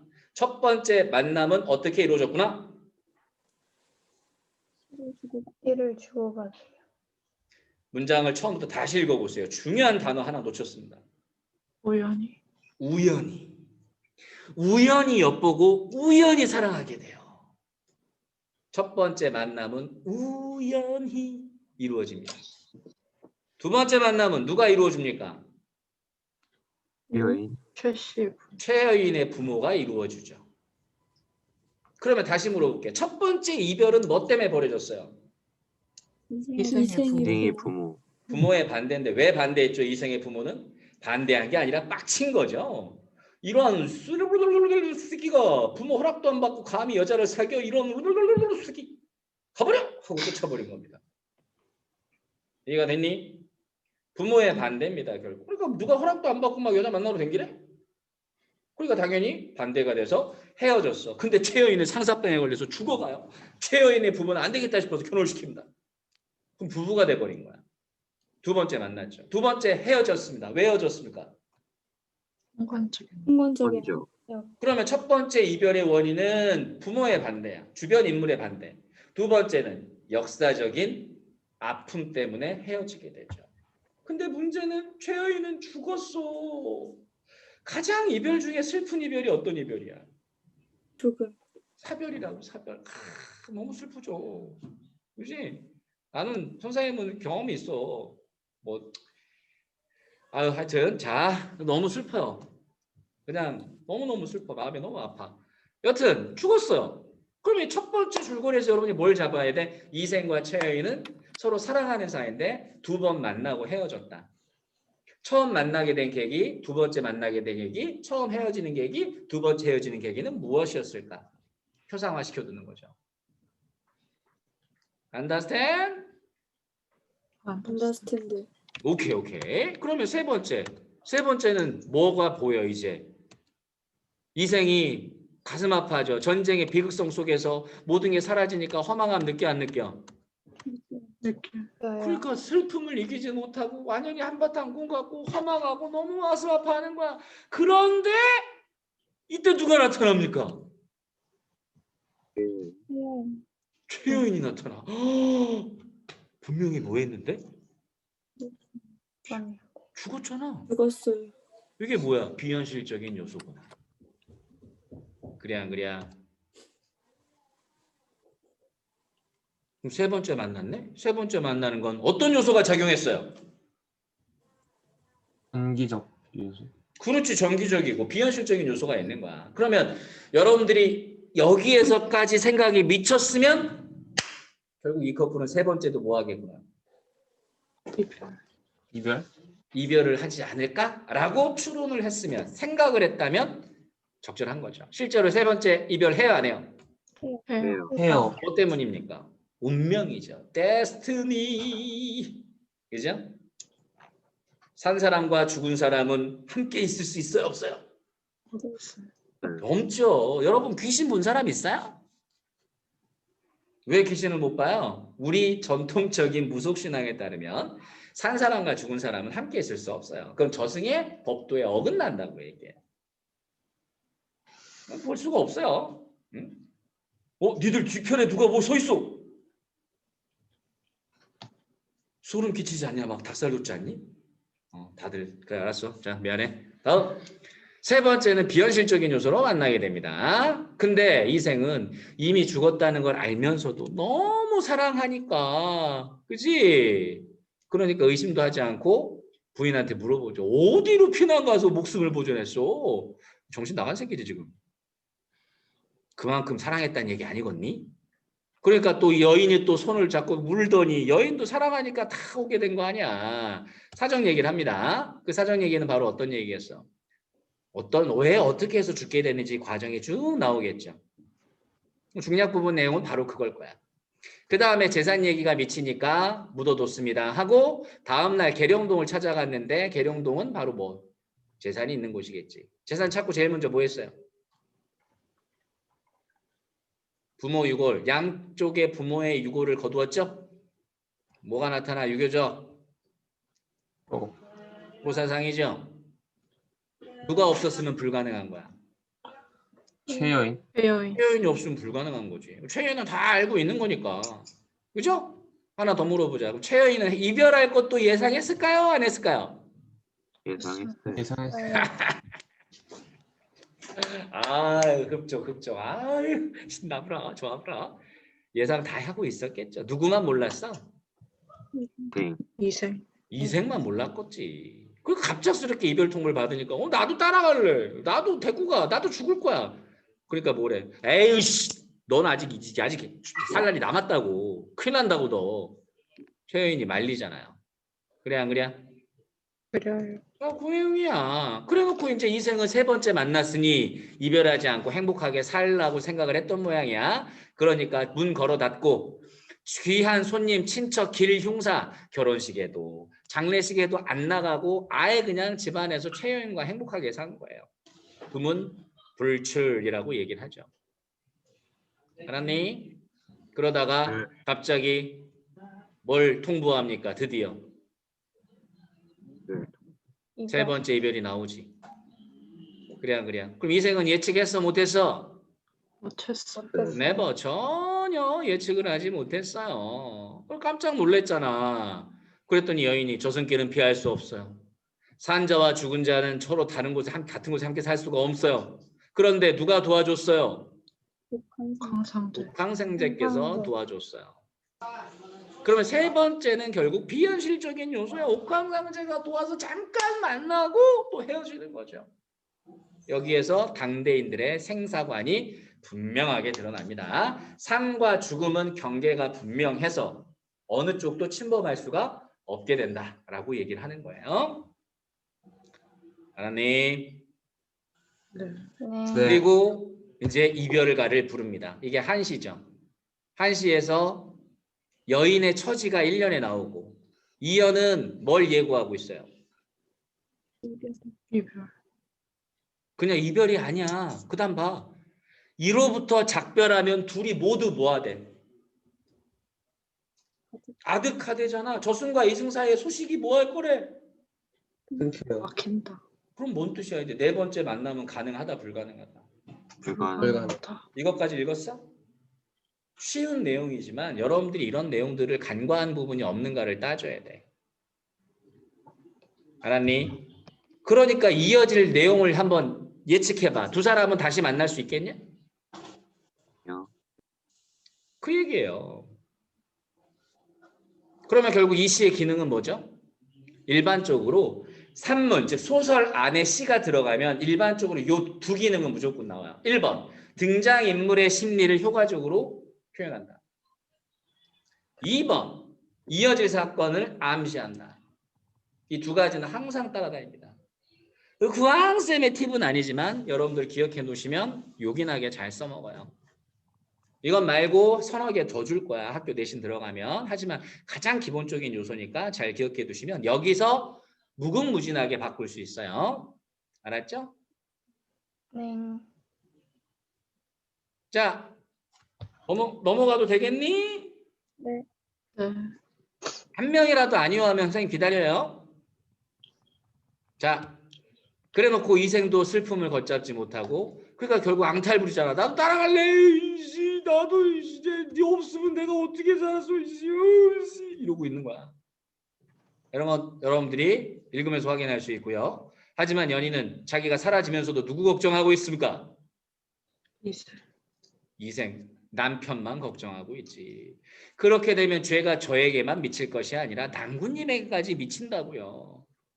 그러니까 이별을 받아들이고 다만 부탁이 있어요. 내 뼈다구가 여기저기 흩어져 있으니까 그걸 수습해서 잘 묻어주세요. 이 얘기는.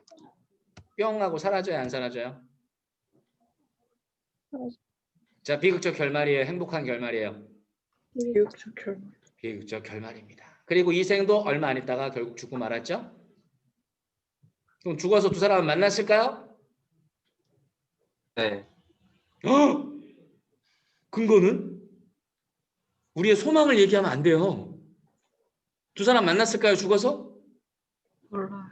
모르죠. 알 수 없죠. 시행으로 따지면 만나기 힘들 거라고 얘기했으니까 아마도 못 만났어야 맞는 거죠.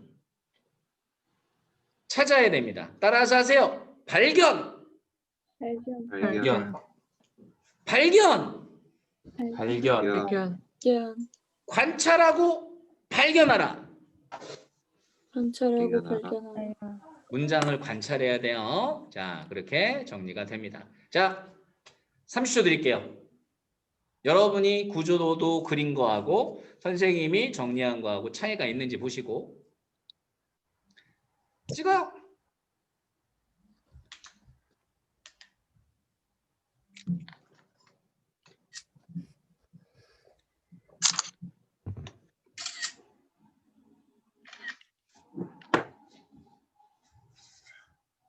자, 넘깁니다. 한 분도 아니 없으니까 넘어가요. 자, 7번, 10번 질문해 보세요.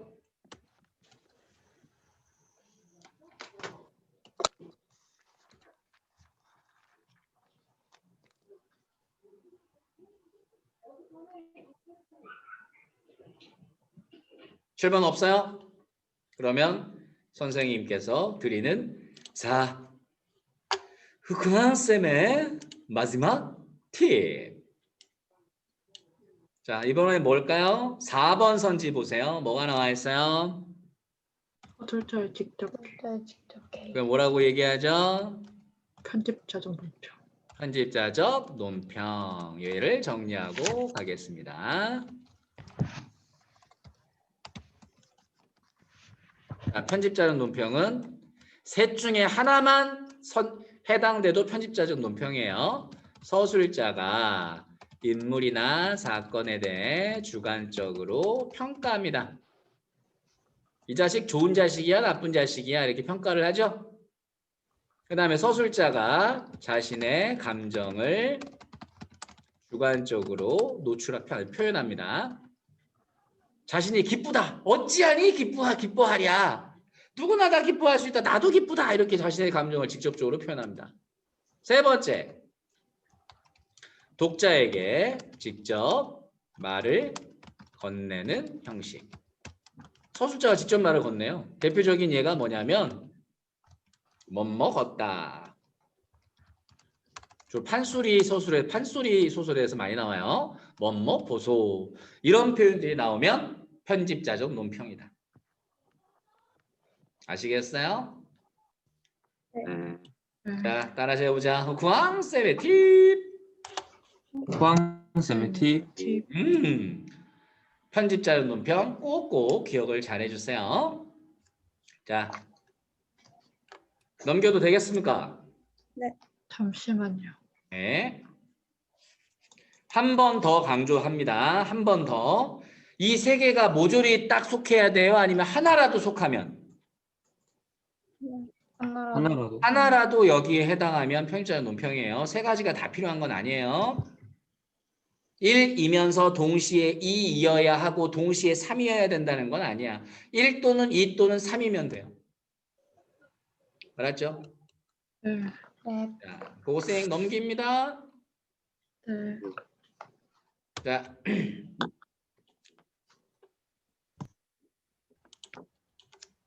자, 8번 질문 없다 그랬어요. 정답은 뭐 5번이 정리만 하면 어렵게 나왔을 테니까. 자, 9번도 사건을 정리하는 거니까 여러분들이 2번이 왜 틀린지 알겠지? 네. 세 번째 헤어짐은 현실에서 다시 만날 걸 전제로 헤어지는 게 아니죠. 이미 둘 다 죽어버렸으니까. 그리고 죽은 다음에도 다시 만날 거라고 예측은 불가능하죠. 최여인의 말에 따르면. 그래서 정답 2번이 됩니다. 자, 3번 제3자 누구의 도움? 옥황상. 옥황상. 그렇지. 옥황상제. 물주 조물주. 4번 이건 뭐야? 운명조인은 뭐죠? 행사. 행사관이죠. 잘했습니다. 삶과 죽음의 거리죠. 잘했어요. 5번은 왜 맞죠? 여러분들 이거 질문을 좀 해야 되지 않을까? 일단 첫 번째는 부모가 반대, 주변 인물들과 갈등을 했죠. 두 번째는 뭐와 갈등합니까? 사회 현실, 역사적인 현실, 즉 우리를 둘러싸고 있는 사회, 역사와 관련된 것들이죠. 갈등했죠. 세 번째는 운명이죠. 모든 갈등을 다 보여주는 겁니다. 아시겠습니까? 네. 자, 10번으로 넘어갈게요. 자, 10번은 어디죠? 고사성어 문제니까 1편 단심이겠죠? 자, 다음 황월선전 주인공이 누구겠어요? 월. 황월선. 주인공이 당연히 황월선이죠. 그런데 월성이라는 인물도 있으면 여러분들이 조심했어야지. 월성은 이복 오래비죠. 월선은 이복 누이고요. 엄마가 달라요. 아빠는 같은데. 자, 그럼 첫 번째 장면에서 여러분들이 이런 것들을 생각했나 보세요. 선생님은 뭘 봤어요? 첫 번째에서도 인물 간의 관계 중시했어요? 안 했어요? 했어요. 인물 간의 관계 되게 중시했죠. 근데 네. 처음에 황공은 녹색이야, 빨간색이야? 월성은? 빨간. 이게 빨간색. 선생님의 사고라고. 왜냐? 황공은 황월선이라는 주인공이 황씨니까 아빠겠네. 실제로 아빠야. 그러면 월선이를 이뻐하는 아빠니까 긍정적이 아닐까 이렇게 생각을 하겠지. 그리고 계모 박씨에게 난 아들이잖아. 일반적으로 계모에게 난 자식은 성격이 계모 성격과 비슷했다고. 그래서 선생님은 거꾸로 써놓은 거지. 하지만 두 개가 바뀌어요? 아니면 그대로 있어요? 여러분 읽어봤으면 황공은 사건의 전말을 제대로 파악하지 못하는 어리석은 인물이에요. 누구 말만 믿어요? 박씨. 확실히 말만 믿잖아요. 어리석죠? 하지만 월성은 또 어때요? 착해요? 아니면 못됐어요? 착해요. 그렇지. 누이를 구하려고 애쓰는 착한 성품의 소유자다라는 거 알 수 있다고. 그러면 여기서 악인의 전형은 누구냐? 박씨. 박씨. 따라서 박씨라는 악인과 월선이라는 선인의 대립관계가 만들어진다라는 거죠. 근데 문제는 두 사람의 관계야. 박씨는 엄마라고 새엄마지만 어머니이기 때문에 월선이는 유교적인 윤리에 따라서 어머니께 효도를 다 해야 돼, 안 해야 돼? 해야 돼. 해야 돼요. 착한 월선이는 그걸 다 하려고 하겠어, 안 하겠어? 해요. 한단 말이죠. 이걸 소극적으로 보시면 안 돼요. 알았니? 그래서 선생님 여기 써놨잖아요. 여기 봐. 할 수 없어 박씨가 시키는 대로 외당으로 나가는 건 소극적인 게 아니에요. 유교적인 효사상을 따르는 것일 뿐. 그러니까 선품이 선한 거죠. 두 번째 박해는 씨를 가지고 장난쳤죠. 그러면 여러분들은 장면을 뭐로 따져야 돼? 계모 박씨가 어떻게 박해하는가. 첫 번째는 쫓아냈고요. 두 번째는 엉망의 씨를 줬어요. 세 번째는 뭐 합니까? 시집도 안 간 처녀가 임신하고 낙태했다고 모함을 갖다 붙이죠. 그래요, 안 그래요? 그 네. 사건을 장면별로 여러분들이 정리를 하면 돼요. 이제 얘는 그래서 크게 여러분들이 어렵다라고 여길 만한 것은 없을 거예요. 그럼 선생님은 계속 이렇게 정리를 한다고. 이게 내 머릿속에서 이루어지는 요소들이에요. 이해됐니? 네. 넘깁니다. 그래놓고 한 포기 박도 전기적인 요소죠. 야, 이게 말이 되냐? 야, 박을 땄더니 그 박 안에 뭐가 있어? 하얀 쌀이 들어있대. 흥부냐? 마지막에 흥부전에서 흥부가 박을 막 타니까 거기 막 금은보화 나오고 막 쌀 나오고 막 흥부전하고 똑같죠, 완전. 전형적인 뭐 착한 사람이라는 거 확인할 수 있는 거야, 월선이가. 그런데다가 사람 착해. 사람들 다 나눠서 지 혼자 처먹었어. 나눠줬어. 처먹었잖아. 그 앞에를 잠깐 봐볼까? 앞에도 봐봐. 야, 엄마가 내쫓았는데 뭐라고 얘기하니? 누구 탓해? A에서. 자신. 자기 탓이래. 너희들이 하면 내 탓이라고 다. 얼마나 착하니? 사람들까지 도와줘. 야, 이거 진짜 이건 진짜 뭐야 이거? 현실적인 인물이니? 아, 물론 우리 또 예비고 애들은 다 이런 아이들 아니겠니? 자, 다들 절레절레 인정. 자, 중요한 부분 줄거리 또 나오잖아. 모함 세 번째 장면. 그치? 여기에서 선생님 황공 봐. 황공은 녹색이었죠, 여태까지. 네. 선생님이 기대는 선생님이 어릴 때 이걸 읽을 때는 기대가 이거였어. 그래, 황공이 해결해 주겠지. 개뿔씨 뭐래 황공이. 크게 화가 나가지고 이 몹쓸려나 따져보지도 않은 이 문댕이 새끼 애비란 놈이 그냥 말만 듣고 의심부터 하고 있는 거야. 그러니까 승상이 뭐로 바뀌어? 빨간색으로 바뀐 거 보여 안 보여? 이런 사고 과정이 필요하다는 얘기야. 알았니? 하지만 딸을 사랑하는 마음도 있긴 하겠죠. 너 죽이고 나도 죽을 거야. 그러니까 드디어 누가 나서죠? 월성이가 누이의 결백함을 드러냅니다. 자, 누이의 첫 번째 결백의 이유 뭐야?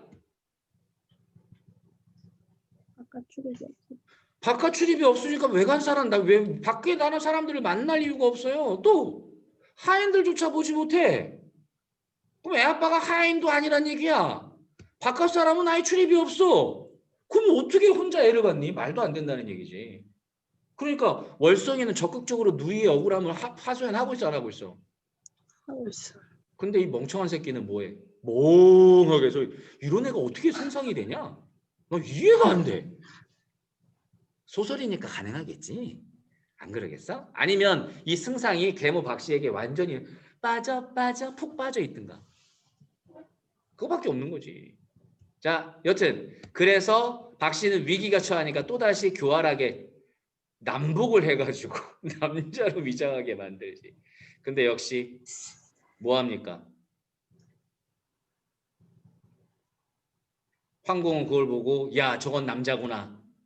그지? 그런데다가 또 박 씨는 쇼하죠. 교활하고 간사한 박 씨의 면모 잘 드러나 안 드러나? 이런 데서 드러나요. 간접 제시, 이런 행동이나 대화를 통해서 끌어낼 수 있는 요소구나 이렇게 생각해야 된다. 알았냐? 예. 자 넘어가요. 그래놓고 다시 월성이가 얘기를 하려고 하니까 자 월성이가 다시 누이를 살리기 위해서 분노 참으래. 저를 보아서라도 살려달라고. 어떻게 자식의 몸에 칼을 대냐고. 누이가 죽으면 나는 어떻게 이거 보겠냐고. 그러니까 걱정하지 마라. 내가 해결한다. 남이 묻거든 간밤에 죽었다고 허장을 가짜로 장사를 지내면 무사할 거라고. 가정했어 안 했어? 가정을 했죠. 그지? 그래서 마지막에 이렇게 않으니까 노누이의 화목한 고동을 참아보지 못할 정도로 안타까운 마음이었다 이 얘기지. 서술자의 개입 보여 안 보여? 이건 서술자의 말이라고 봐야겠지. 서술자의 안타까운 정서, 감정이 드러나 안 드러나? 이런 거야. 되냐? 자, 장면 정리 다 했고요. 다음. 자, 11번, 13번 그럼 질문해 보세요, 이제.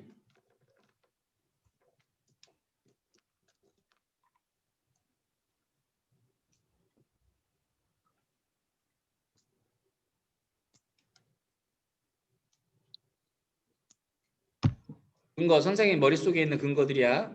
특히 2번, 인상 깊지 않니? 박에서 쌀이 나온다 이런 정기적 요소죠. 3번 무녀와 12윤행 나쁜 놈들. 자 이런 거 확인하시면 되고요. 12번도 자 이런 선지 잘 봐. 12번에 1번 잠깐 같이 봐보자. A는 B와 달리 그러면 얘는 괄호를 쳐놓고 없다고 생각해 일단. 헷갈리면. 나중엔 동시에 되더라도 처음에는 좀 헷갈리면 A는 상대방에 대한 원망이래. 아니죠. A는 자기 탓을 하고 있으니까 상대방이 아니라 자기의 탓을 하고 있는 거니까 이미 틀렸지. 볼 거 없어. 그러니까 B를 볼 게 없는 거야. A가 틀렸으니까. 이해됐냐? 그 다음 2번. B는 역시 A와 달리 지워. B는 상대방, 즉 아버지를 설득하기 위해 허장을 하시라고 가정에서 말했죠. B는 맞네? 그런데 돌아가면 A는 그런 내용이 없어요. 그럼 달리가 맞지. 선지에서 자주 나오는 선지야. B와 달리 A는 B와 달리 이런 형식 자주 씁니다. 차이점을 드러내기. 뭐 하기 쉬워? 크로스하기 되게 쉬운 거야. 알았니? 그래서 맞고요. 2번이 정답. 3번은 A는 맞지만 B는 틀렸죠. 아버지를 비과? 그럼 그게 이게 아들이냐? 돌기 전에 손 들어봐. 아빠한테 비꼬 온 적 있다. 물론 있을 수 있을까? 하지마 그런 거. 자 경황된 말투 아니죠. 둘 다 차분하다라고 봐야 되고 권위도 고사도 인용하지 않았습니다. 자 13번은 못 부린 겨. 차마 눈 뜨고 보지 못한다 이 얘기죠. 자 나머지 해설은 다 있으니까 자 잘 국어 질문 위주로 간다 그랬습니다. 21번 24번 질문하세요.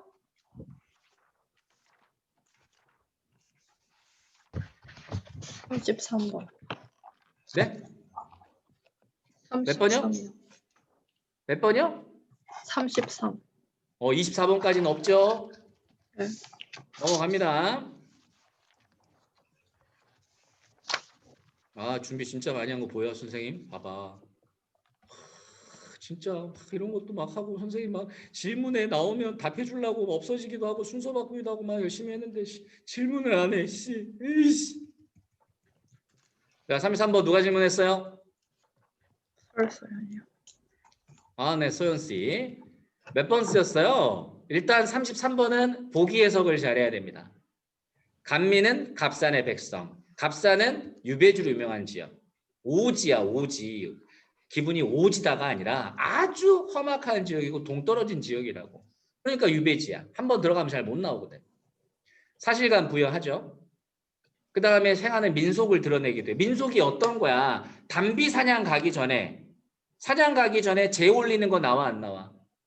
나오지. 그게 바로 뭐야? 민속이라고. 그 다음에 신분의 이동. 이건 A에 바로 나오지. 나는 조상의 덕으로 원래 대대로 뭐 했어? 갑산에서. A를 봐. 뭐 했대? 조상 덕분에. 그죠? 나를 잠깐만 볼까요? 나 잠깐만 봅시다. 나를 잠깐 보시면 다죠. 다. 나가 아니라 다의 A를 잠깐 보시면 조상 덕에 하는 일이 읍중, 갑산읍의 구실 첫째라고. 이걸 한다고. 그러니까 원래 들어가면 좌수별감도 하고 나가서는 풍원 감간 모르겠는데 관리를 했다는 거겠지. 조상 덕에. 유사장이 거기에 그치면 체면부와 사양도 하고 그랬대. 조상 덕에. 그런데 애슬프다. 여기서부터 전환이 되잖아. 내 시절에 원수놈이 모해를 했다는 거지. 나를 누가 모해를 했어. 그래서 군사 강정이 됐대. 즉 신분이 떨어졌어요? 안 떨어졌어요? 신분 이동이 여기서 나오는 거야. 그러니까. 그래서 군사안등 되니까 이제는 뭘 내야 되는 거야? 세금을 내야 될 처지에 놓이게 된 거지. 양반이었을 때는 세금을 안 내도 되는데 군사로 강등이 되니까 세금을 내야 돼. 그런데 세금을 내려고 하니까 돈이 없어. 다 도망가 버렸어. 누가 다 세금을 내야 돼? 족징. 남은 내가 다 해야 돼. 그러니까 세금을 내기 위해서 별걸 다 해보는 모습들이 여기에 나와 있는 거예요. 그러니까 도저히 살 수가 있냐 없냐. 도망가다가 다른 웬 사람을 만나서 하는 얘기가 바로 강민가의 기본이에요. 자, 이걸 먼저 정리해 두시면, 자, 보기. 세금을 내지 못하는 사람이 있으면 친족의 세금을 족징의 폐해가 심각했다고. 이걸 가지고 봤더니 1번. 간민의 처지. 뭐에서 뭐로 바뀌었어요? 원래 양반이었다가 세금을 내는 사람으로 바뀌었죠. 1번 맞아요. 2번 족징. 왜? 다 도망갔으니까. 사람들 다도 친족도 도망가니까 내가 다 내야 되는 장면이 나오죠. 그 다음에 또 나왔지. 실제 지명 언급 사실성. 당연히 맞죠. 4번 돈피 사냥. 담비예요. 돈피는. 담비라는 담비 가죽을 벗겨서 요즘 옛날에도 그 했죠. 목도리 하고 막 그랬다고. 담비가 막 거의 멸종 상태까지 갔어요. 민속 뭐 했어? 제사 지내놓고 하는 모습 보이죠? 그러니까 4번까지는 문제가 없는 거예요. 근데 5번 간민은 유배 간 적이 없죠. 원래 그 지역에 살고 있었어요. 이해가 됐니? 네. 2는 A, B, C, D, E에서 2는 단순하게 담비 사냥을 갔다가 실패한 다음에 얼마나 고난이 크겠어. 그거 잡아가지고 세금 내려고 그랬는데 결국 못 내니까 낭패를 겪게 되는 이야기야. 서인 이해됐니? 네. 네. 다음요.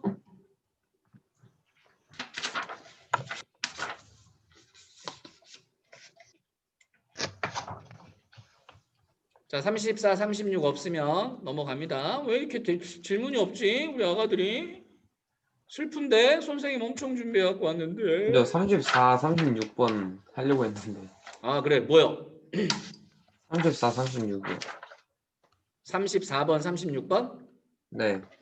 누구야 질문한 사람이? 한동인이요. 동인이 오빠. 3, 4번은 뭘 썼어? 3번은 했어요. 일단 1번은 아닌 건 알겠어? 네. 분열된 의식은 윤동주의 길을 떠올려봐. 이상적인 자아와 현실적인 자아가 있어요. 근데 그 두 자아가 괴리가 돼서 동떨어져 있는 거죠. 이게 분열된 의식이야. 하지만 길은 분열돼 있지만 결국은 찾아가려고 하고 있죠. 여기는 분열된 의식은 아예 안 나와요. 2번. 과거회상이 안 나와 있죠? 3번. 이야기 속의 내부 이야기. 이걸 액자식 구성이라고 얘기해, 동윤아. 무슨 구성? 액자식 구성. 그러면 이야기 속에 또 이야기가 있나? 여기는 전부 누구와 누구 이야기야? 방 씨와 이전무 이야기지. 외부 액자가 있고 내부 액자가 있는 게 아니라고. 같은 맥락의 이야기가 계속되고 있어요. 납득할 수 있겠어? 네. 그래서 3번도 틀렸어요. 4번을 만약에 골라 몇 번 골라 선학적 표현이라는 거는 학식 있음을 자랑하는데 그것도 없죠. 정답은 몇 번이네? 5번이네요. 전지적 작가 시점이라는 걸 알아야 되고 전지적 작가 시점 중에서도 방 씨의 입장으로 들어가 있어요? 아니면 이전무의 입장에 들어가 있어요? 방시? 주로 방 씨의 입장에 서술되고 있으니까 특정 인물은 방 씨의 입장이 되는 거예요. 이해됐어요? 네. 자, 다음 36번. 36번은 보기에서 이렇게 정리가 돼야지.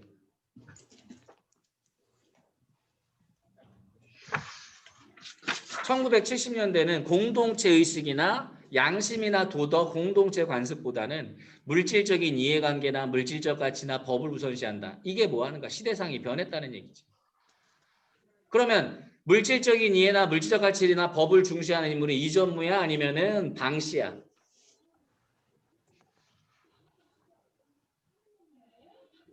동인이 오빠? 예? 이전무는 물질적 이해를 중시하니 공동체 의식을 중시하니? 물질적? 그렇지. 물질적 가치를 중요하게 생각한다고 판단한 녀석이 이웃사촌 아니요? 라고 얘기하는 거는 말도 되는 얘기 안 되는 얘기야.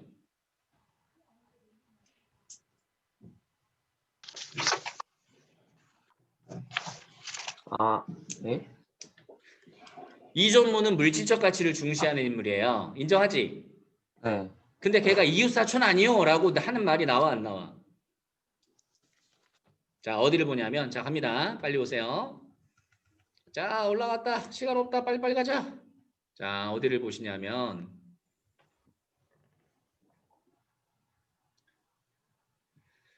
자, 여기 리을 밑에를 봐. 방 씨는 우선 아득한 근심이 앞선 거죠. 이전무가 말했어요. 그리고 나머지는 5만 원짜리 약속하면 12월에 써주시오. 나머지라뇨? 빚이나 마찬가지인데? 그야 기본 문제로 쓰자는 거 아니겠소. 지난으로 하면 나중에 가서 받게 되겠습니까? 이웃사촌끼리야. 이웃사촌. 이전무 새끼 입에서 이런 말이 나오는 게 이웃사촌이라는 얘기인가 지금? 속물적인 인간의 입에서 나온 말이니까 방 씨는 생각해보는 거지. 이웃사촌? 이게 무슨 의미지? 말도 안 되는 얘기를 하고 있는 셈인 거지. 네. 어떻게 안 되냐? 야, 지금 협상이 제대로 이루어지지 않고 있어요.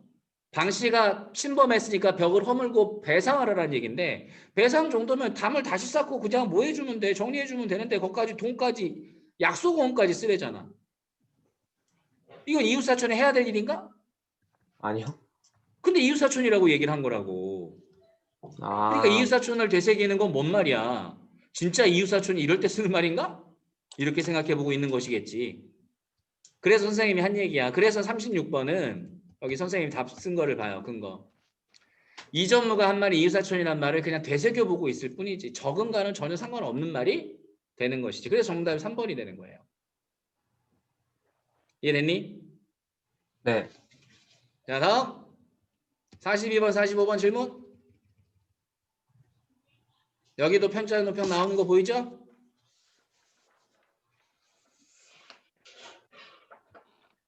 질문 없어요?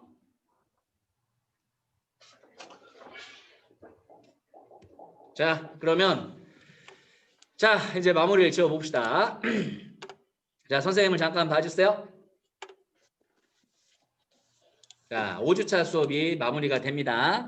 여러분들 생각보다 많은 걸 배웠어요. 정말 열심히 잘 따라오셨고 물론 선생님이 이렇게 교실에서 여러분의 얼굴을 직접 대면하고 형광을 했으면 선생님의 이 에너지를 더 많이 나눠줄 수 있을 것 같아. 근데 코로나 때문에 이러니까 이것도 선생님은 이 정도 만족스럽다라고 얘기할 수 있을 것 같아요. 그리고 우리 이쁜 아가들 2024년도에는 전부 다 서울대를 가기를 선생님이 간절히 바랍니다. 아시겠죠? 네. 네. 야, 우리는 헤어진다고 헤어지는 건 아니야. 선생님 늘 교무실에 있으니 뭐야 벌써 오디오 다 꺼버리고 이씨. 아삼 민찬이 윤희 씨. 선생님이 우리 헤어진다고 헤어지는 게 아니야. 교무실에 항상 있으니까 와서 인사도 하고 계속 물어볼 거 물어봐도 괜찮아요. 아시겠죠? 네. 물론 고1 선생님들이 매우 훌륭하셔요. 이분들. 그분들하고 또 열심히 하시는데 선생님하고도 모른 체 하기는 없기야. 알았지? 네. 얘들아 안녕. 사랑해요. 안녕히 계세요. 안녕. 수고하셨습니다. 안녕. 수고하셨어요. 어이 고생했어.